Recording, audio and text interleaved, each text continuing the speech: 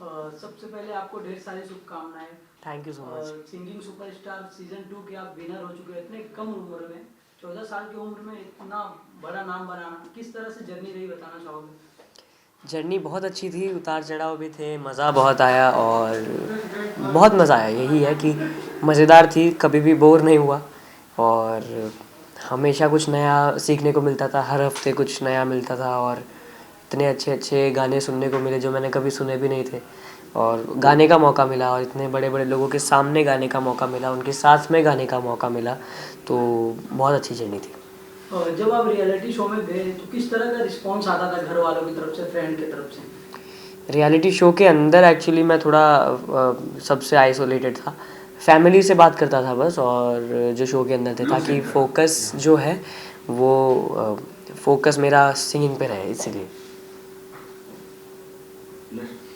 इसके अलावा किस तरह से अपने करियर की शुरुआत हुई एंड कुछ बताना चाहोगे कि स्टार्टिंग में किसने आपकी मदद की एज अ सिंगर बनने में एंड किसको देख के आप बड़े हुए? मेरे नाना जी उस्ताद शकूर खां साहब, मैं उनसे हमारे ब्लड में म्यूज़िक आया और मैं सिंगर बना। अ, बहुत छोटा था मैं, सिर्फ गुनगुनाता था ऐसे छोटे मोटे गाने इतना मुझे नहीं पता था कि मैं शो में जाऊंगा या कुछ ऐसा होगा। तो नाना जी मुझ पे बहुत प्राउड फील करते थे। नाना जी ने मेरा, नाना जी की एक शागिर्द है, उनका नाम है प्रताप सिंह जी, नाम लेना चाहूँगा। उनके पास कॉल आया था सारेगामा से कि कोई अगर आपके पास है, आपके गुरुजी के पास तैयार हुए हुए तो बताइए, तो उन्होंने मेरा नाम दिया। एंड जिस तरह आपने ट्रॉफी जीती, काफी मैं देख रहा था, काफी इमोशनल थे आपके परिवार वाले। उसके बाद किस तरह से पार्टी हुई एंड आपके कितने सारे सबसे अच्छे दोस्त बने? हिमेश सर से आपने कोलैब भी किया, बट अगर आप बताना चाहोगे कि सबसे अच्छी दोस्ती आपकी किसकी थी ऑन सेट? सबसे थी मेरी तो, क्योंकि हम सब साथ में बैठते थे, तो अगर मैं एक जोक मार रहा हूँ तो मैं इसको भी बताऊंगा और इधर जो जिधर एंड तक बैठे हैं ना सबको बताऊंगा जा जाकर कि मैंने ऐसा ऐसा किया।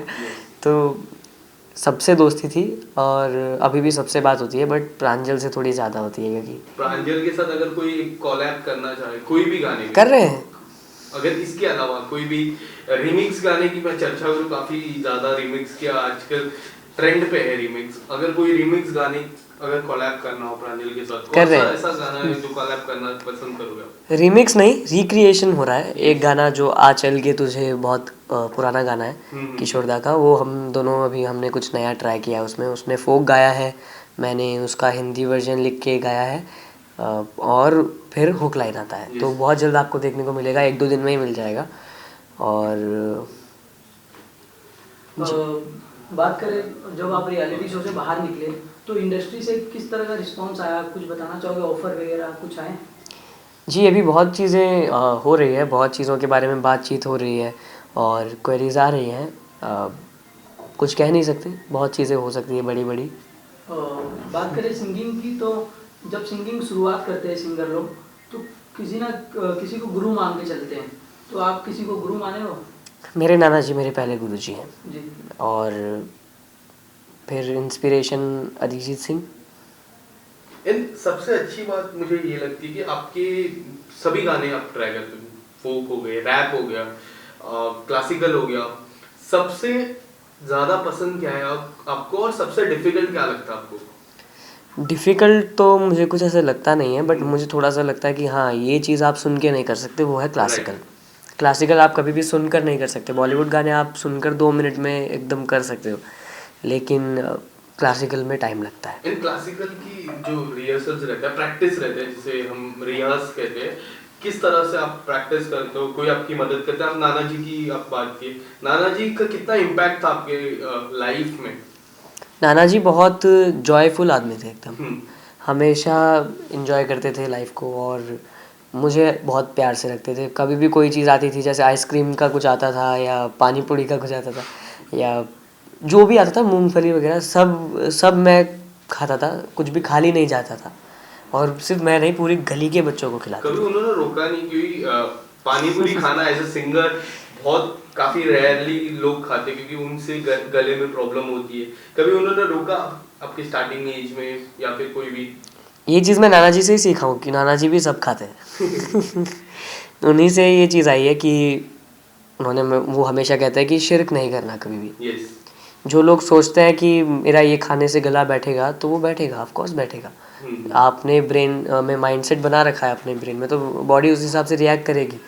मैं सब खाता हूँ, मैं आइसक्रीम खाता हूँ, मैं ठंडा पानी पीता हूँ, मैं पानी पूरी खाता हूँ, जो है सब। और जो जितनी बुरी चीज़ें हैं वो मुझे अच्छे तरीके से मेरे लिए यूज़ होती है, और जो अच्छी चीज़ें हैं उनसे मेरा गला बैठ भी जाता है कभी कभी। एंड पवनदीप की मैं बात करूँ, उन काफ़ी डिफरेंट जोन में गाते हैं, उनका जो सिंगिंग है उनसे कितना इंस्पायर होते हो आप? पवन भैया भी बहुत क्लोज है मेरे, Yes. बहुत अच्छे भैया हैं, और वो भी कंपोज करते हैं, मैं भी कंपोज करता हूँ, इंस्ट्रूमेंट्स बजाते हैं, मैं भी इंस्ट्रूमेंट्स बजाता हूँ, तो वैसे वाइब मैच करती है, तो हम लोग बैठते हैं तो बहुत देर तक म्यूज़िक की बातें करते एंड हैं। आपके कैप्टन की मैं बात करूँ, उनके बारे में क्या कहना चाहोगे? किस तरह से आप इंस्पायर, एंड उनकी जो जिस तरह उनका जो कोलैब होता है पवनदीप के साथ, काफी लोगों को पसंद आता है। अब लोग चाहते हैं कि आप तीनों को कोलैब करो कोई गाने में, अगर कोई भी मौका मिला तो किस तरह से आप देखोगे उस सॉन्ग को? ये भी बहुत अच्छा सवाल है कि तीनों को करना होगा तो कैसे होगा। देखते हैं इसका भी कुछ, और अगर आप लोगों को देखना है ये बारे में तो आप लोग प्लीज़ अरुणिता दीदी, पवन भैया को भी ये चीज़ बोलिए। और अरुणिता दीदी ने तो बोला भी था फिनाले के बाद कि होगा, अगर मैं कुछ बनाऊंगा उनके लिए तो वो ज़रूर करेंगे, तो होप है जल्दी कुछ करेंगे। फिर नेक्स्ट महीने ही आपका बर्थडे होगा एंड 15 साल आपको याद है?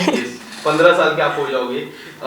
अगर मैं 5 साल आगे की मैं बात करूं, जिस तरह हम कुछ फ्यूचर प्लान करते हैं, मैं कुछ फ्यूचर प्लान करता हूँ 5 साल होगी, 5 साल के बाद यू विल बी 20, क्या है बकेट लिस्ट में अगर कुछ अगर ड्रीम करके रखो, क्योंकि ये जो पीरियड होगा 15 साल के बाद 20 साल तक यू विल बी 20, जो 5 साल में बात करो वो आपकी लाइफ में सबसे इम्पोर्टेंट साल रहेगा जी। एक ट्रॉफी आपने ऑलरेडी जीत चुके हो, कोई ऐसे शो में जाना पसंद करोगे कोई भी, या फिर इंटरनेशनल जाओगे, कुछ भी आपने प्लान किया? बकेट लिस्ट की मैं बात करूं तो आपकी क्या है बकेट लिस्ट?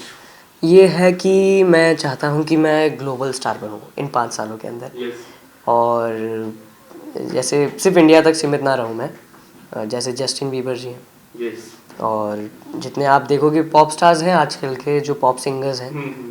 वो अलग ही लेवल पे जा चुके हैं। मतलब आप उनका अगर फ़ैन फॉलोइंग देखोगे, अगर आपको काउंट करने के लिए सोशल मीडिया एक ज़रिया है, तो आपको दिखेंगे 200 मिलियन फॉलोअर्स हैं। यस। इंडिया में किसी सिंगर के नहीं है, नहीं है, वो प्रेजेंटेबल नहीं है। तो मैं चाहता हूँ कि मैं ऐसा कुछ करूँ कि लोग उस लेवल पे मुझे पसंद करें, और इंडिविजुअल भी काम करना चाहूँगा बहुत सारा, और मूवीज़ में गाना चाहूँगा, ऑफ कोर्स, कौन नहीं गाना चाहेगा। किसके लिए गाना चाहोगे मूवीज में? कोई ऐसे एक्टर के लिए अगर कुछ जिसको आप रिप्रेजेंट करना चाहो, कोई ऐसे कलाकार सुपरस्टार, या फिर कोई शाहरुख जी हो गए, हम सभी के फेवरेट शाहरुख खान, उनके लिए अगर कोई गाना गाना चाहोगे तो कौन सा ऐसा गाना है जो गाना फिर से रिक्रिएट गाना उनके लिए गाना चाहोगे? मैंने तो ये सोच रखा है मुझे किसी को छोड़ना नहीं है। कोई भी स्टार? सारे स्टार्स के लिए मैं गाना गाना चाहता हूँ। सबसे पहले किसके लिए गाना चाहोगे? ये कभी सोचा नहीं है, एक बार शुरुआत हो जाती है उसके बाद तो बस भगवान चाहेंगे तो बहुत सारे आएंगे। बट हाँ, सीरियसली शाहरुख खान जी का, सलमान खान जी का मैं बहुत बड़ा फ़ैन हूँ, तो इन दोनों के लिए गाना चाहूँगा। सलमान सर के लिए एकदम मोटिवेशनल गाना गाना चाहूँगा, और शाहरुख सर के लिए रोमांटिक गाना गाना चाहूँगा। तो इसके अलावा जैसे आपने कहा कि ग्लोबल स्टार बनना चाहते हो आप, तो अभी जो है आरआरआर ने ग्लोबल ग्लोब अवार्ड हाँ, जीता है, जी, तो जी, उसको लेकर एज अ सिंगर कितना प्राउड फील होता है? बहुत विशाल मिश्रा जी का म्यूज़िक है, बहुत उन्होंने क्या कमाल गाया। नाटू नाटू, नाटू नाटू को और आरआरआर को जो अवार्ड मिला है ना, तो अभी इंडिया के लिए बहुत प्राउड मोमेंट है।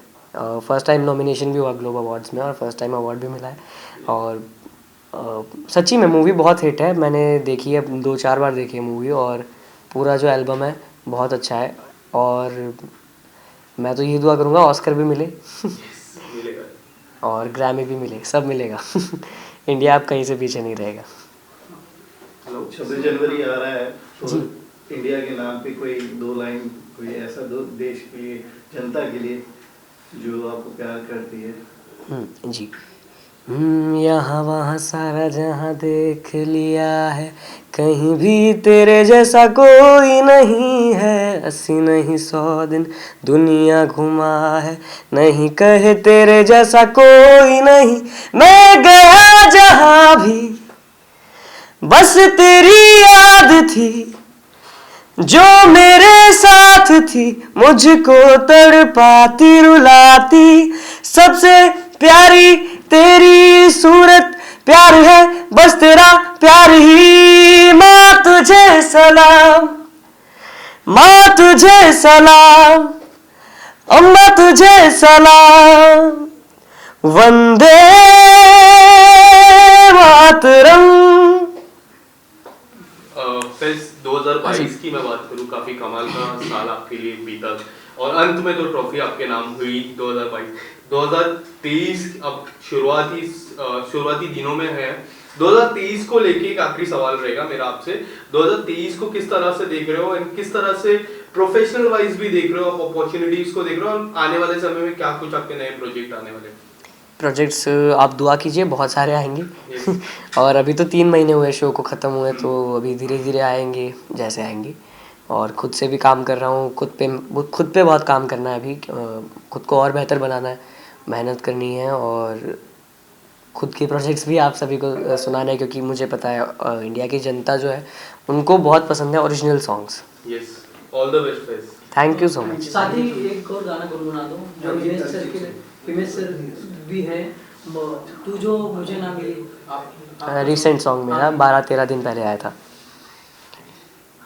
तू जो मुझे ना मिली तो बर्बाद खुद को करूँगा, हो जाऊँगा मैं तबाह पर जिद ना मैं ये छोड़ूँगा, तेरे बिना मैं जी ना सकूँगा, दर्द जुदाई सह ना सकूँगा।